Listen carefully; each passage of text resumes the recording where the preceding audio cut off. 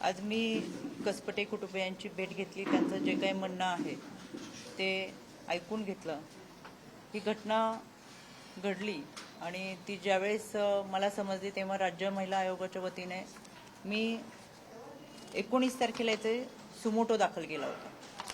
19 तारखेला या घटनेच्या संदर्भातला सुमोटो दाखल करत असताना ती तक्रार ही बावधन पोलीस स्टेशनकडे पाठवली होती आणि त्या अनुषंगाने ही FIR दाखल झाल्यानंतर BNS अंतर्गत 82, 108, 115(2), 352, 151(2) आणि 3(5) अशी कलमं लावत आरोपींवरती गुन्हा नोंद केला होता।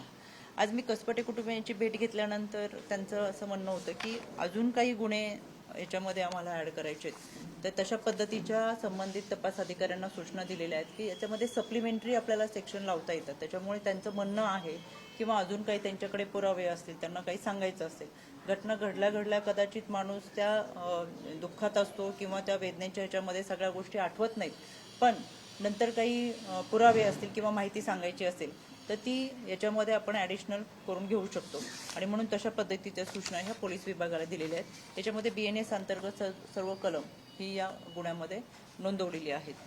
दुसरी गोष्ट, या सगळ्यांमध्ये या कलमांमध्ये जर पहिल्या दिवसापासून पाहिलं तर 5 आरोपींवरती गुन्हा नोंद होता, त्याच्यापैकी 3 आरोपी अटकेत होते, 2 आरोपी फरार होते। आज सकाळी सुद्धा मी ट्विट केलं, आपण सगळ्यांनी देखील ती माध्यमातून बातमी चालवली की जे फरार 2 आरोपी होते, म्हणजे याच्यामध्ये दीर आणि सासरा असेल, तर त्यांना आज सकाळी पहाटे अटक करण्यात आलेली आहे। खरं तर पोलिसांची स्वतःची जी टीम असते ती कार्यरत असतेच, पण त्याच्या पलीकडे जाऊ सायबरची असेल, क्राईमची असेल आणि अँटीगुंडा टीम असेल, ती सुद्धा यामध्ये इन्क्लूड होती, जेणेकरून फरार आरोपीचा तपास करता येईल।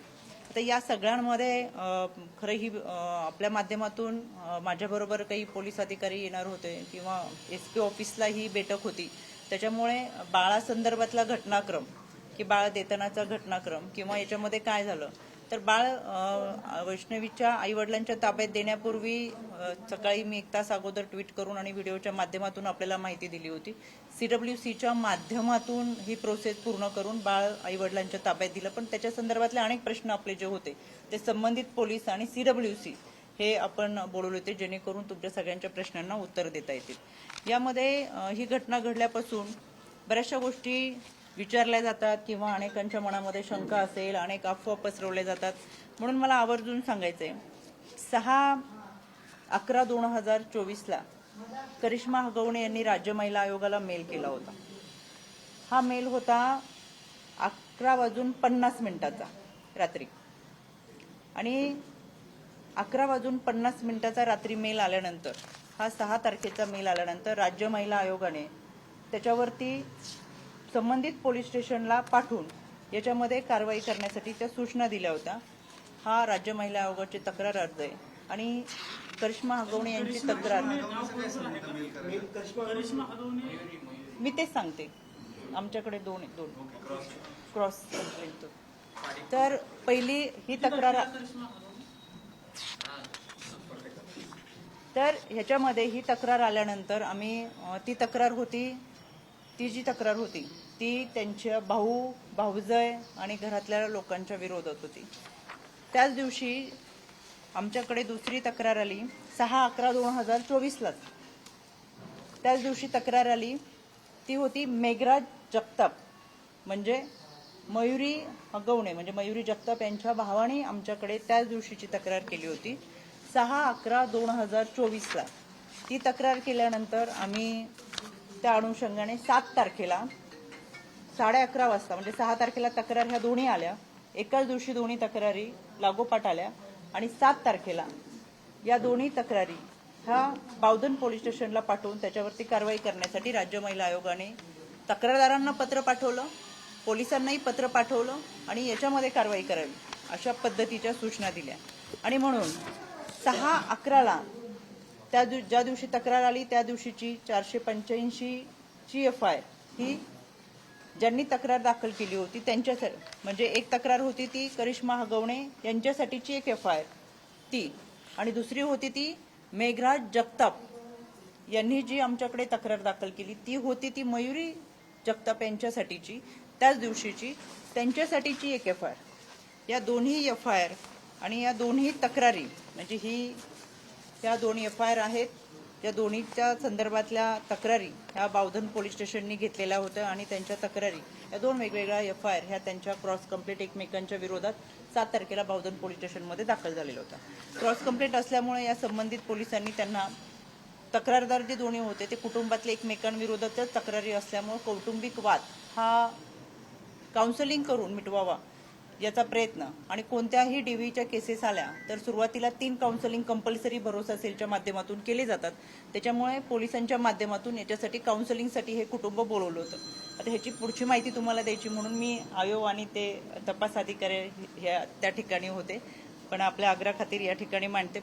मला परत एकदा तपास अधिकारी आल्यानंतर की नक्की काय झालं हे पोलिसांच्या माध्यमातून मला तुम्हाला सांगता येईल. तर या घटनेमध्ये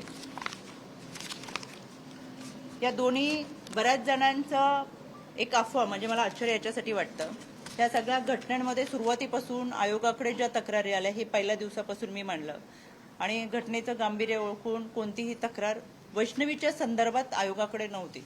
पण घटना घडल्यानंतर सुमोटो करत पहिल्या दिवसापासून खऱ्या अर्थाने या घटनेला जर वाचा फोडली असेल तर आयोगाच्या माध्यमातून आम्ही ती तक्रार आपल्यापर्यंत पाठवली होती आणि सुमोटो दाखल करून हा घटनाक्रम आणि याच्यावर कारवाई करावी असं सविस्तर आपल्याकडे आम्ही देत होतो.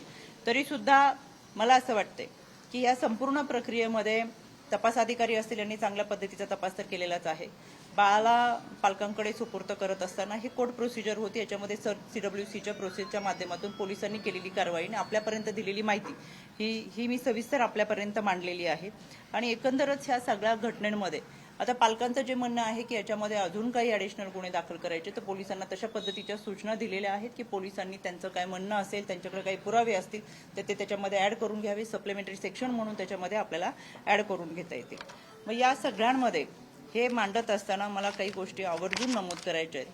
ते म्हणजे बऱ्याच वेळा प्रश्न हा येतो की अशा घटना घडत असताना आपण खरं तर बालविवाहाच्या विरोधातला कायदा आहे, हुंडाबंदीच्या विरोधातला कायदा आहे आणि गर्भनिधन चाचणी PCPNDT ॲक्टनुसारचा कायदा आहे. मग हे कायदे असताना सुद्धा इतक्या मोठ्या प्रमाणात घटना घडतात.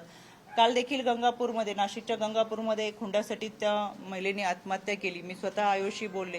तर खरं तर हुंड्याची मागणी करत असताना ज्या पद्धतीचा मानसिक शारीरिक छळ केला जातो आणि त्याच्यामुळं या महिला आत्महत्येकडे प्रवृत्त होतात. तर आपल्या माध्यमातून मला महाराष्ट्राच्या जनतेला आवर्जून सांगायचंय की हुंडा प्रतिबंध कायदा आहे, बालविवाह आणि गर्भनिधन चाचणीच्या विरोधातला कायदा आहे. बालविवाहाच्या विरोधातला कायदा असूनही सगळ्यात जास्त बालविवाह हे महाराष्ट्रात ग्रामीण भागामध्ये होताना दिसतात. गर्भनिधन चाचणीच्या विरोधातला कायदा असताना सुद्धा जर आपल्या तालुक्यात, आपल्या जिल्ह्यात, आपल्या शहरात जर गर्भनिधन चाचणी झाली नाही तर आपण शेजारच्या जिल्ह्यात जाऊन गर्भनिधन चाचणी करतो, शेजारच्या राज्यात जाऊन गर्भनिधन चाचणी करतो आणि जर मुलीचा गर्भ असेल तर त्या मुलीची हत्या करतो. एकंदरच सांगायचं काय, एका बाजूला कायदा, सुव्यवस्था, प्रशासन त्यांचं काम करत असतं. आपल्यासाठी कठोर कायदे आहेत, पण आपण ते कायदे मोडण्याकडे जास्त कल आहे का असा प्रश्न पडतो. आपल्या माध्यमातून मला आवर्जून विनंती करायची, हुंडा देणं आणि घेणं हा कायद्यानं गुन्हा आहे. त्याच्यामुळे कुठेही हुंड्याची मागणी केली तर आपल्या जवळच्या पोलीस स्टेशनमध्ये जाऊन याच्या संदर्भातला गुन्हा नोंद करा. अनेक वेळा आयोगाच्या माध्यमातून काम करत असताना अनेकांचं म्हणणं होतं की तुमच्या माध्यमातून म्हणते की महिला आयोगाच्या माध्यमातून आतापर्यंत मी आल्यापासून 3.5 वर्षामधील केसेसचा डेटा मला आवर्जून तुमच्यापर्यंत मी पोहोचवते. 35,971 केसेस ह्या माझ्या राज्य महिला आयोगाकडे आल्या. त्यापैकी 35,000 म्हणजे माझ्या मुख्य कार्यालयात फक्त आलेल्या. बाकीच्या समुपदेशन आमच्या सेंटरमध्ये आलेल्या, पुण्याच्या शाखेमध्ये आलेल्या ह्या सगळ्या केसेस वेगळ्या आहेत. बांद्राच्या मुख्य कार्यालयामध्ये आलेल्या एकूण केसेस आहेत 35,971. त्यापैकी 35,282 केसेस आम्ही ह्या निकालात काढलेल्या. ज्यांना ज्यांना प्रश्न पडतो राज्य महिला आयोग काय करताय, आयोगाच्या माध्यमातून किती केसेस निकालात निघतात, त्यांच्यासाठी आवर्जून हा डेटा आहे. खरं तर मला हा डेटा दाखवायची गरज नव्हती, पण चिल्लरचा 2 दिवसात जास्त आवाज यायला लागला त्याच्यामुळे हे दाखवणं गरजेचं पडलं. ज्यांना आयोगाच्या माध्यमातल्या अची सुद्धा माहिती नसती अशांना माझी तुम्हाला विनंती की अशांना प्रश्न विचारण्यापेक्षा मला प्रश्न विचारा, जे या प्रक्रियेमध्ये कुठे सुरुवातीपासून नव्हते, जे प्रशासनाशी संबंधित नाहीयेत, जे विभागाशी संबंधित नाहीयेत, जे पोलीस यंत्रणाशी संबंधित नाहीयेत, जे CWCशी संबंधित नाही, जे आयोगाशी संबंधित नाहीयेत, अशा लोकांकडे आपण प्रश्न विचारल्यानंतर कदाचित त्यांना फार मोठी उत्तरं, लांबलचक प्रबंध लिहिल्यासारखी उत्तरं देतात आणि खरी माहिती कोणतीच नसते. म्हणून यांच्या या सगळ्या प्रश्नांच्या संदर्भात हा सगळा लेखाजोगा मांडण्याचं हे एकच कारण होतं. त्याचबरोबर मला आश्चर्य एका गोष्टीचं वाटलं मला यशोमती ठाकूरांचं आवर्जून तुम्हाला हे ट्विट पोस्ट दाखवायची आहे. त्यांनी काल ही पोस्ट केली, ही घटना घडल्यानंतर काल ही पोस्ट केली आणि या पोस्टमध्ये लिहिलंय, आम्ही सगळेजण वैष्णवी अगवणे यांना म्हणजे न्याय मिळाला पाहिजे, त्वरित पकडण्याची निपक्षपाती चौकशी करण्याची मागणी असं आहे, असं लिहिलंय. आणि खाली दिलंय की या माध्यमातून खरं तर महिला आयोगाने लक्ष घातलं पाहिजे, काय केलं पाहिजे काय, असं बरंच त्यांनी त्याच्यावरती त्यांची भूमिका मांडली आहे. मला यशोमती ठाकूर ह्या माजी महिला मंत्री आहेत. एका महिला मंत्र्यांनी जबाबदारपणे वक्तव्य केलं पाहिजे होतं. आयोग काय करतंय हे त्यांना माहीत नाही. त्या 6 दिवसानंतर भानावरती आल्यानंतर काल एक पोस्ट करतात की वैष्णवीला न्याय मिळाला पाहिजे आणि मग त्या संदर्भात त्या बोलतात. तर मला सांगायचं होतं, एका जबाबदार व्यक्तीने आपण काय वक्तव्य करतोय, काय लिहितोय हे जबाबदारपणाने मांडायला पाहिजे होतं आणि माहिती घ्यायला पाहिजे होती. निश्चितच त्यांच्या कालावधीमध्ये त्यांनी जे काम केलं त्याच्यापेक्षा ते राज्य महिला आयोग निश्चितच चांगल्या पद्धतीचं काम करत आहे. या घटनांमध्ये 2 दिवसाच्या गौरवशाली महाराष्ट्र महोत्सवच्या दौऱ्याच्या निमित्तानं मी कराड, सातारा, महाड अशा दौऱ्यामध्ये होते. ज्या दिवशी जनता दरबार होता, म्हणजे मी पुण्यातला जनता दरबार करून कराडकडे जाताना मला पत्रकारांचा फोन आला की तुम्ही आमच्या आजच्या लाईव्ह शोमध्ये येताल का. तर मी सांगितलं मी आत्ता जनता दरबारमध्ये, माझ्याकडे 550 पेक्षा जास्त केसेस आहेत आणि प्रवासामध्ये मला शक्यता रेंजचा प्रॉब्लेम होतो, कमी वाटते. तर तरीसुद्धा मला त्यांनी सांगितलं तुम्ही जिथं कुठे असाल तिथं या, आपण या माध्यमातून लाईव्ह जॉईन होऊ. 8 वाजताच्या लाईव्हमध्ये 8 वाजल्यापासून जॉईन करण्याचा प्रयत्न केला, पण आम्ही कुठेही जॉईन होऊ शकलो नाही. 8:30 वाजता थोड्या वेळासाठी कनेक्टिव्हिटी आली, जॉईन झालो. कराडच्या भागात असताना प्रचंड पाऊस, वायफाय कुठेही नव्हतं किंवा रेंजचा प्रॉब्लेम असताना, आणि या चर्चेत मी सुरुवात करण्यापूर्वीच किंवा मला कनेक्टिव्हिटी मिळण्यापूर्वीच मला ती कनेक्टिव्हिटी गेल्यामुळे मी कनेक्ट होऊ शकले नाही. पण त्याच्या माध्यमातून झालेली चर्चा किंवा त्याच्यावरती झालेली टीका, मला आश्चर्य एका गोष्टीचं वाटलं की ज्या पद्धतीने बोललं गेलं तो भाषेचा स्तर हा फार खालवलेला होता. मला आवर्जून आपल्या माध्यमातून सांगायचंय, वैष्णवीला न्याय देणं ही आपली भूमिका महत्वाची होती आणि पहिल्या दिवसापासून मी स्वतः जर सुमोटो केला असेल, या केसमध्ये मी आयोगाच्या संपर्कात असेल, मी स्वतः याच्या कारवाईचा पाठपुरावा करत असेल, तर प्रत्येक ठिकाणी तुमच्याशी येऊन संपर्क साधण्याचं जितकं माझं उत्तरदायित्व आहे तितकंच की भाषेचा स्तर सुद्धा आपला चांगला असला पाहिजे, हे मला आवर्जून या माध्यमातून सांगायचं. वैयक्तिकरित्या कोणीही टीका करत असेल तर त्यांना मला या माध्यमातून आवर्जून सांगायचंय, वैयक्तिक टीकेची उत्तरं ही मला सुद्धा देता येतात, पण ते संस्कार आमच्यावरती नाहीयेत. एकच मिनिट कामाच्या माध्यमातून हे सगळं करत असताना आवर्जून मला सांगायचंय की आयोगाची प्रतिभा फार मोठी आहे, त्याची गरिमा फार मोठी आहे. आयोगाच्या पद्धतीने काम करते आणि म्हणून मला आज हा कागद दाखवावा लागला की 35,000 केसेसचा निपटारा हा फक्त एका केंद्रातून होतो. महाराष्ट्रातल्या सगळ्या केंद्रातून केला तर लाखाच्या वरती केसेस आम्ही ह्यांचा निपटारा केलेला आहे. त्याच्यामुळे आयोगाची भूमिका ही मी तुमच्या समोर मांडली. तुमचे काही प्रश्न असेल तर जरूर विचारा. थेट तुमच्यावरती आरोप केलेला आहे, थेट तुमच्यावरती आरोप केला अकार्यक्षम आहे, तुम्ही ज्या पक्षामध्ये आहात त्या पक्षाकडून राजकीय दबाव होता म्हणून सगळी प्रोसेस लेट झाली, असं थेट आरोप विरोधक करतात. विरोधकांचं काम विरोध करणं असतं आणि विरोधकांनी आमच्यावर टीका केली तरच त्यांना प्रसिद्धी मिळू शकते, तरच त्यांची बातमी होऊ शकते आणि म्हणून विरोधक टीका करतात. विरोधकांच्या टीकेला एकच उत्तर आहे, मला असं वाटतं की जो सुमोटो मी दाखल केला होता तो विरोधकांना सुद्धा माहीत नव्हता. विरोधक काल परवा बोलायला आलेत. पहिल्या दिवशीचा जो सुमोटो होता आणि त्या माध्यमातून कारवाई करा असं पोलीस स्टेशनला पत्र आणि स्वतः माझा पाठपुरावा आहे.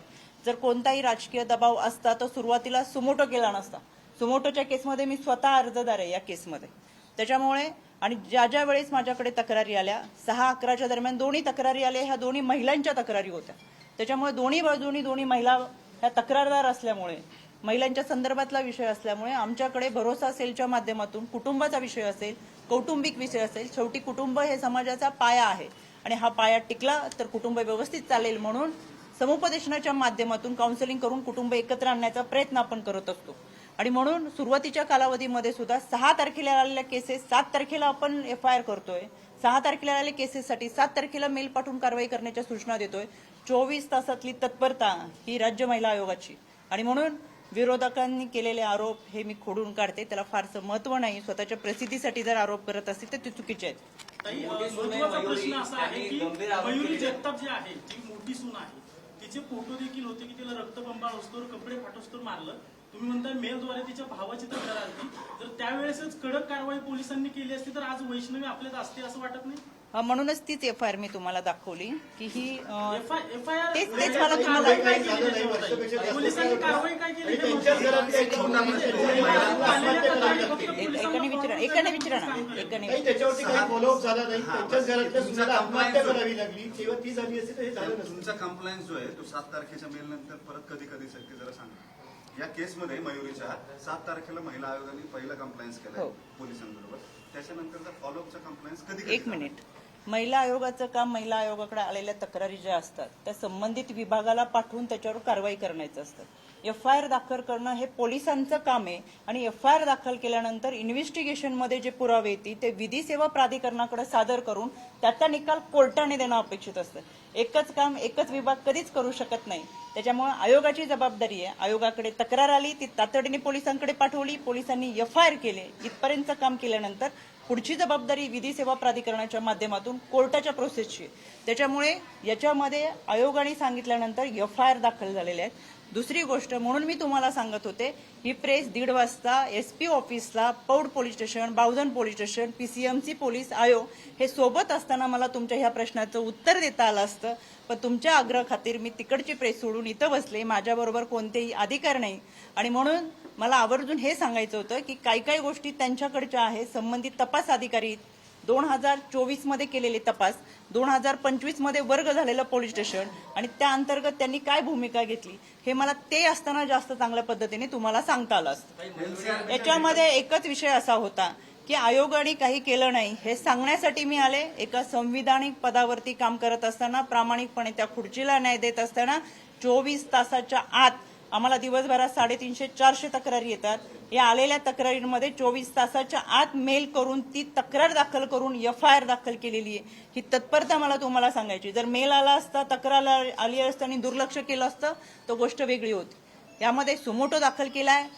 6-11च्या केसेसमध्ये एका दिवसामध्ये FIR दाखल केली आहे. आता मला परत पोलिसांना जाऊन मी विचारते आणि त्याच्यासाठी मी तुम्हाला म्हटलं होतं त्यांच्याबरोबर बसून आपण चर्चा करू. पण मी त्यांच्याकडून माहिती घेऊन परत तुम्हाला माहिती मेल करणं एवढंच आहे. पुढे फॉलोअप काय घेणं किंवा तक्रारीचा काही निकाल लागला का, कन्व्हिक्टेड कन्व्हिक्शन मिळालं झालं का त्याच्यात? आलेल्या या 35,000 तक्रारींचा जो निपटारा केलाय तो फक्त मेलवरच केलाय का? आणि आमच्याकडे मयुरी जगताप तुम्ही कदाचित आम्हाला थोडंसं फॉलोअप करा. राज्य महिला आयोगाला आणि कमिशनला दर जिल्ह्याच्या ठिकाणी, प्रत्येक जिल्ह्याच्या ठिकाणी जिल्हा निहाय जून सुनावणी घेतो जी आजपर्यंत आयोगात झाली नाही. त्या जिल्ह्यात गेल्यानंतर आम्ही बसताना कलेक्टरांना बरोबर घेतो, कमिशनरांना बरोबर घेतो, CO असतात आणि विधी सेवा प्राधिकरण असतं. आलेल्या तक्रारी ह्या विधी सेवा प्राधिकरणाच्या माध्यमातून जातात. आयोगाकडे कोणतीही तक्रार आली तर आपण त्याच्यावर लगेच सांगत नाही. DVची जर केस असेल तर आपण म्हणत नाही घटस्फोट घेणं बाजूला व्हा. आमच्याकडे तक्रार आल्यानंतर ती तक्रार आम्ही भरोसा सेलकडे देतो, कारण की कुटुंबामध्ये समझोता झाला पाहिजे हा त्या पाठीमागचा प्रयत्न असतो. कारण त्या कुटुंबातल्या लहान मुलांचा भवितव्याचा प्रश्न असतो आणि कंपल्सरी 3 काउन्सिलिंग करणं हा GR आहे. कोणत्याही कुटुंबाची तक्रार येऊ दे, एकत्रित बसून प्रत्येकाला अर्जदार आणि गैर अर्जदाराला संवादासाठी आणि भूमिका मांडायला वेळ देणं हे त्यांचं काम असतं. आमच्याकडे तक्रार आल्यानंतर ती तक्रार पोलीस स्टेशनला दिल्यानंतर भरोसा सेलमध्ये त्यांचं काउन्सिलिंग होईपर्यंत आणि समझोता होईपर्यंत 7-7 दिवसाचा कालावधी दिला जातो. कधी 15 दिवसाचा कालावधी दिला जातो. अर्जदार खूप तातडीने तक्रार दाखल करतात, पण गैर अर्जदार कधी बाहेरगावी आहे म्हणून सांगतात, कारण त्यांना गरज नसते, अर्जदाराला गरज असते. गैर अर्जदार कारणं सांगत असतात, नोकरीच्या ठिकाणी आहेत, बाहेर आहेत, कुठे आहेत आणि म्हणून बऱ्याच वेळा गैर अर्जदार गैरहजर राहतात आणि याच्यामुळे कधी कधी या काउन्सिलिंगला उशीर होतो. त्याच्यामुळे ह्या सगळ्या केसेसचा पाठपुरावा करत असताना ह्याचे फीडबॅक आमच्यापर्यंत पोहोचत असतात. ज्या केसेस सॉल्व्ह होतात त्या भरोसा सेलच्या माध्यमातून आणि जिल्हा महिला बालविकास विभागातून आमच्याकडे येतात. त्याच्यामुळे या केसेसमध्ये मला असं वाटतं FIR दाखल झाल्यानंतर आता मी पुढची माहिती घेऊन तुम्हाला देते. काही मयुरी जगताप प्रकरणात महत्वाचा विषय आहे की तिची तक्रार जी होती ती हानमारीची होती. तिचे कपडे फाटवस्तोवर, रक्ताबंबळ वस्तूवर तिला हानमार केली होती. तुम्ही म्हणताय आम्ही मेल फॉरवर्ड केला पोलिसांना, पण मयुरी आपण आपल्याला कन्फ्युजन करू नका. मी तुम्हाला डिटेल्स देते. मयुरी जगतापांची त्यांनी स्वतः तक्रार आमच्याकडे केली नव्हती. एक महत्वाचा मुद्दा मला तुम्हाला सांगायचा आहे. आमच्याकडे जी तक्रार आली ती मेघराज जगताप नावाने आली. पुरुषांनी तक्रार केली तरी सुद्धा आम्ही ती आमच्याकडे महिलेच्या संदर्भात आहे आणि त्यांनी याच्यामध्ये काय काय त्रास झाला, कसा झाला, असं ते दिलेलं आहे. आता हे खरं वाचून दाखवायला नाही पाहिजे ह्या तक्रारीचं, पण मुद्दा असा आहे ताई, मुद्दाच सांगते तुम्हाला. महिला मेल करून देखील पोलिसांनी तिला 5 ते 6 तास रखडत ठेवलं तिथं पोलीस स्टेशनला, तिची तक्रार दाखल करली आहे. तुम्ही आता एसपी ऑफिसला ब्रीफ घेतलंय मयुरीच्या केसचं. 241 दिवस झाले, कोर्टामध्ये चार्जशीट गेलेलं नाही. मग काय सांगितलं दोन्ही बाजूच्या पोलिस? चार्जशीट दाखल व्हायला पाहिजे होते आतापर्यंत. ते का झालं नाही तुम्ही आता? मग ह्याच्यावरतीच एसपींना आणि पीसीएमसीकडे हा विषय जो ग्रामीणला आधी होता तो बावधनचा विषय वर्ग होईपर्यंत ग्रामीण भागाला होता. त्याच्यामुळे त्यांनी ती आतापर्यंत चार्जशीट दाखल करणं गरजेचं होतं. का चार्जशीट दाखल झाली नाही? मला राज्याचे गृहमंत्री यांना विनंती करायची की तातडीने अशा केसेसमध्ये चार्जशीट दाखल होऊन त्यांना कोर्टाच्या माध्यमातून न्याय मिळाला पाहिजे. याच्यासाठी खऱ्या सूचना आता त्या विभागाला गेल्या पाहिजेत. इतक्या दिवसांचा चार्जशीट का होत नसेल तर पोलिसांनी ती आपली माहिती त्यांच्या समोर दिली असती. आता ह्याच्यातलं एकच वाक्य सांगते की जेव्हा तक्रार दाखल झाली तेव्हा पोर्ट पोलीस स्टेशननी आमच्या दोन्ही कुटुंबियांना एकत्र बोलून आमची मध्यस्थी केली आणि आमचा हा विषय त्यावेळेस मार्गी काढला, असं त्यांचं एक वाक्य. मी आता सविस्तर मला तुम्हाला खरं हे सांगायला पण नाही पाहिजे, पण आता तुमचे हे पाहता मला असं वाटतंय की ह्या सगळ्या गोष्टी थोडक्यात त्याची काय विषय आहे मी ती तुमच्याकडे मांडते. त्यांनी असं त्यांच्या वैयक्तिक बाबी सांगता पोलिसांनी हलगर्जीपणा केला या प्रकरणामध्ये की नाही केला हे तुम्ही सांगा. जर केला असेल तर तुम्ही महासंचालकांना पत्र देणार आहात का? संबंधित असलेल्या अधिकाऱ्यांवर कारवाई करा. मुख्यमंत्र्यांना पत्र देणार आहात का? लेखी त्यांच्यावरती कारवाई करा. तुम्ही स्वतः पोलीस आयुक्तांकडे त्यांच्यावरती कारवाई करायची मागणी करणार आहात. संबंधित अधिकारी किती आणि कोणते पौड बावधन म्हणजे ग्रामीण आणि पीसीएमसीचे? 2024 मध्ये ही केस दाखल झाली तेव्हा बावधनकडून ती ग्रामीणकडे होती.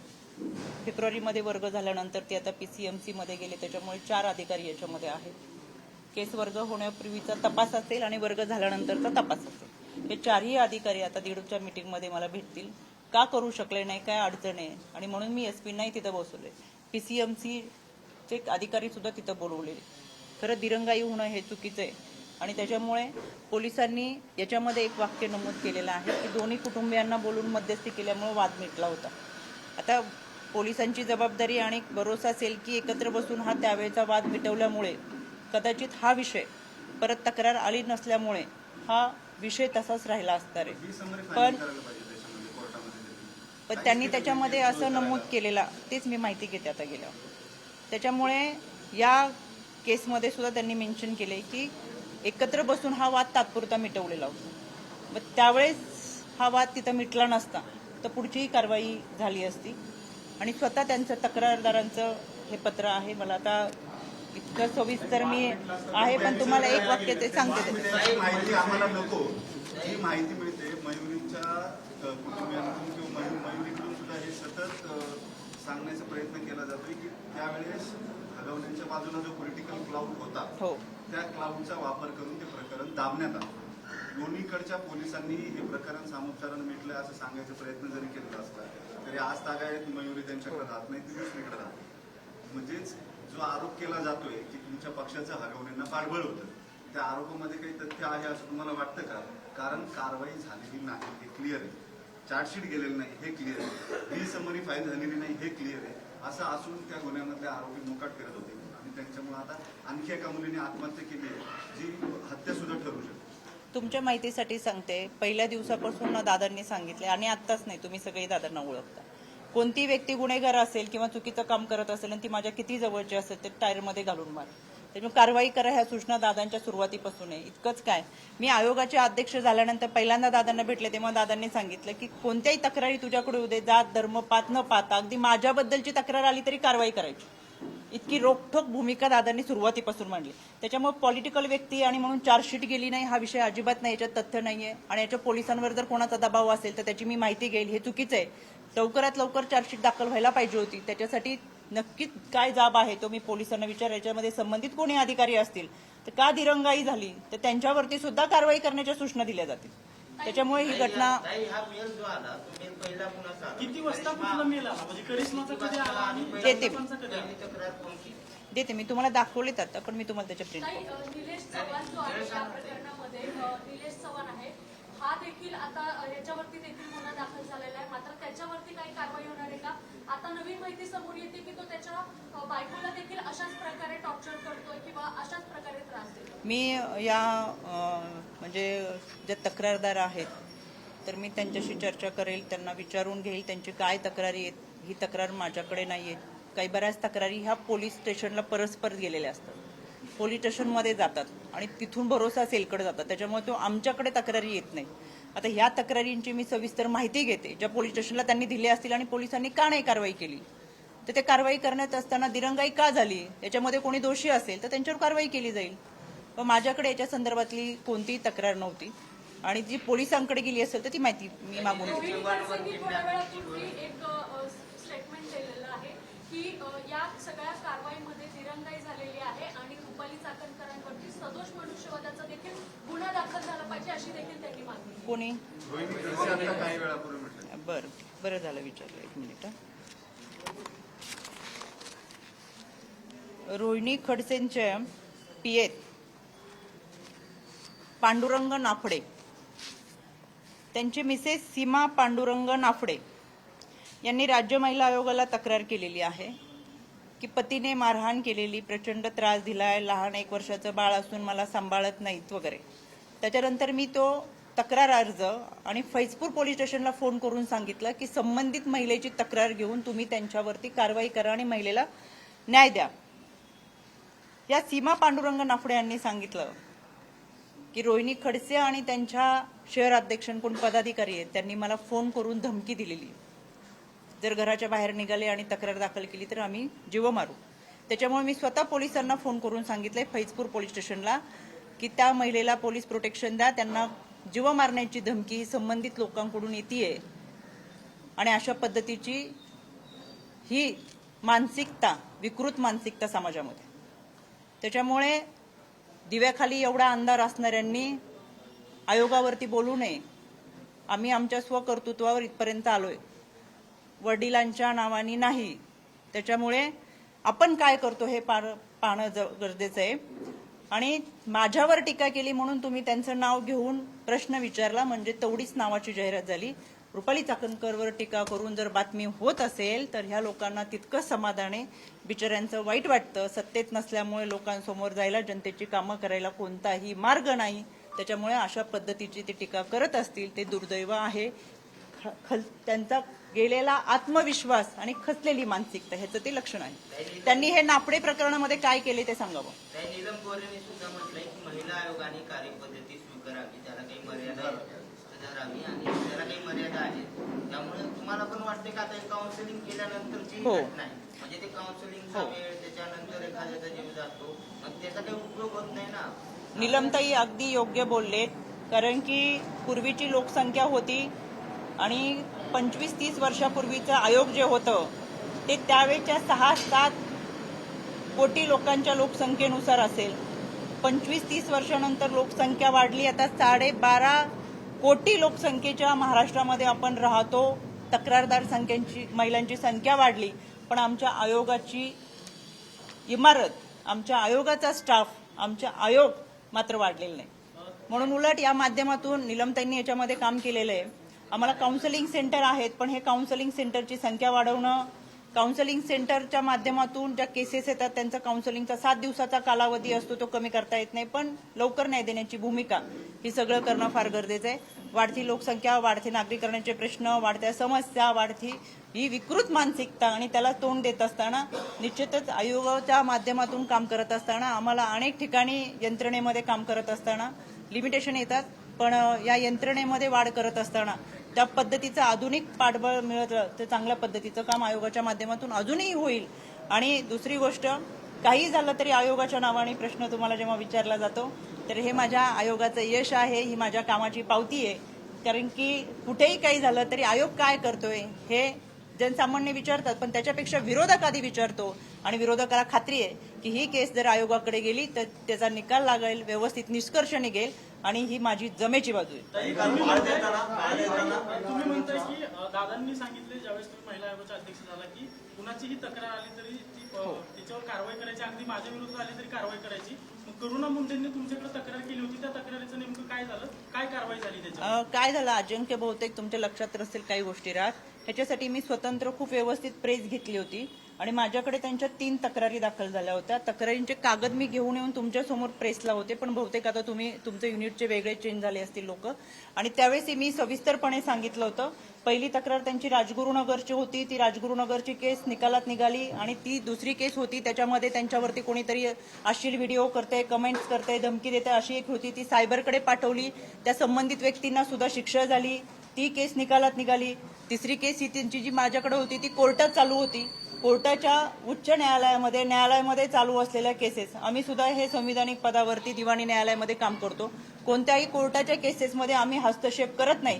त्याच्यामुळे तिसरी केस ही कोर्टातली असल्यामुळे त्या कोर्टाच्या माध्यमातून ती केस चालू होती. त्याच्यामुळे अजिंक्यजी तुम्ही आता हे व्यवस्थित रेकॉर्डवरती घ्या आणि मागचे हे असे प्रश्न ज्यांची उत्तरं दिलेत, व्यवस्थित प्रेस घेतलेत, ती पुढे आणून त्याच्यातून साध्य काही होणार नाही. आयोगाने त्यांची भूमिका व्यवस्थितरित्या प्रत्येक ठिकाणी पार पाडलेली आहे. पण केवळ आणि केवळ आयोगावरती बोलणं हेच एक कलमी कार्यक्रम आणि त्याच्यावरती पेमेंट घेऊन जर कोणी ट्रोल करत असेल आणि बोलत असेल तर ही विकृत मानसिकता, हे हुंड्यासाठी छळ करणाऱ्यांच्या मानसिकते इतकेच दोषी आहेत आणि ती विकृत आहे. CWC दिलं असं म्हटलं, की आता तिथे जाऊन मी तुम्हाला देते. अज्ञातांनी दिलं असं त्यांनी सांगितलं. तेच मी तुम्हाला तिथं गेले की आता CWCचे जे आले ते लोक तिथं गेल्या की आहेत ना अडचणी आहेतच. कोर्ट प्रोसेस ऐका ना, कोर्ट प्रोसेस आहे. टेक्निकली तुम्ही सगळे विषय समजून घेणं फार गरजेचं आहे. बाळ आज ह्या कुटुंबातून त्या कुटुंबातून देताना हिला कोर्ट प्रोसेस आहे, सगळी न्यायालयीन प्रक्रिया आहे. मग तेच तुम्हाला आता तिथं मला डिटेलमध्ये सांगायची होती की ती बाळ लवकर ताब्यात देण्यासाठी आपण काय आणि कसं केलं ते CWCच्या माध्यमातून तुम्हाला आम्ही तिथं सांगतो. पण निलेश चव्हाण कोण होता? तुम्हाला माहिती असेल ना, थांबा एक 2 मिनिटं. तुम्हाला माहिती असेल ना प्रोसेस काय झाली, तुम्ही आधीच ट्विट केलेलं होतं, प्रोसिजर फॉलो करून बाळ हो. दिलंय असं तुम्ही म्हणताय. मग ते नेमकं काय झालं, कुणी दिलं, कोर्टाची ऑर्डर काय होती, कस्टडी कोणाकडून कोर्टाची ऑर्डर एवढ्या लवकर होत नाही. मग स्पष्टपणे तुम्हाला सांगते, एका दिवसात कोर्टाची ऑर्डर कशी होईल. म्हणून ही प्रोसेस करत असताना मला असं वाटतंय की आपल्याला वैष्णवी हगवणे या प्रकरणामध्ये न्याय द्यायचा आहे. ह्या गोष्टी माहीत असताना सुद्धा आपण न्याय देण्यासाठी आउट ऑफ वेज जाऊन जर काही चांगल्या गोष्टी करत असेल तर आपण सहकार्य करणं ही आपली जबाबदारी आहे. आणि या सगळ्या प्रकरणामध्ये सुरुवातीपासून प्रत्येक गोष्टीची अपडेट तुमच्यापर्यंत पोहोचवत असताना बाळ द्यायला उशीर झाला असता तरी प्रश्न विचारणारे तुम्ही आहेत. बाळ आउट ऑफ वेज जाऊन प्रक्रिया करून आपण तुम्हाला देत असताना सुद्धा जर दिली तर का दिली, कशी दिली, हा प्रश्न साहजिकच आहे. तुमचा प्रश्न विचारणं हे काम आहे. पण म्हणून मी तुम्हाला परत सांगते, हे सगळे अधिकारी मी 1:30 वाजता SP ऑफिसला बोलवले होते जेणेकरून तुम्हाला या प्रश्नांची उत्तरं देता येतील. पण त्याच्या पुढे जाऊन तुमचं असं वाक्य होतं, तुम्ही इथं प्रतिक्रिया दिली नाही तर आम्ही असं करू, म्हणून मी इथं बसले. मला फार नाही, एक वाक्य होतं त्याच्यामुळे एक जण बोलले ना, एक मिनिट थांबा, नाही आपण खरं करू, एक मिनिट. मग अशी कोण की तुम्ही न बोलता निघून गेलात असं कोणी कोण बोलले इथे, हे पण बोलले ताई. नाही, एक जण बोलले की तुम्ही न बोलता निघून गेला अशी आम्ही बातमी चालू.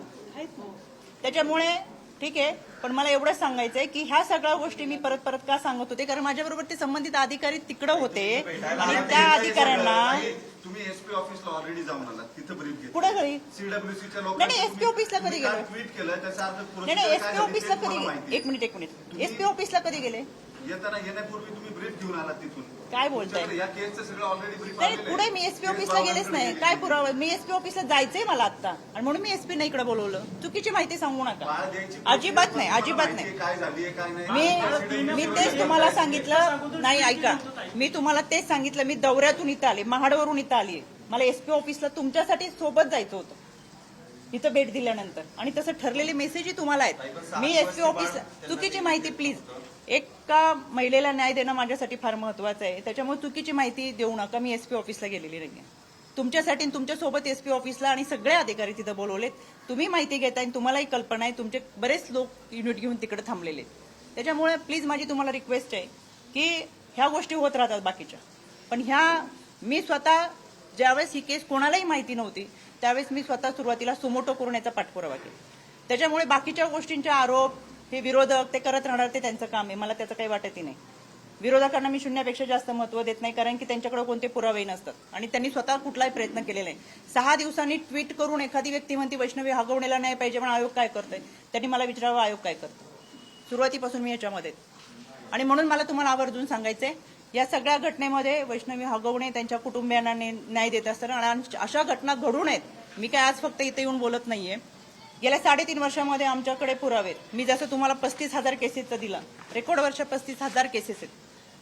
हे सोडवणं सोपं नाही. एक केस एका पद्धतीची नसते. विधी सेवा प्राधिकरणाची असते, डीव्हीच्या संदर्भातले असते, डीव्ही मेंटेनन्सच्या संदर्भातले असतात, काउन्सिलिंगचे असतात, रेप केसेस असतात, रेप मर्डर केसेस असतात. वेगवेगळ्या प्रकारच्या केसेसमधून आम्ही त्यांना न्याय दिलेला आहे.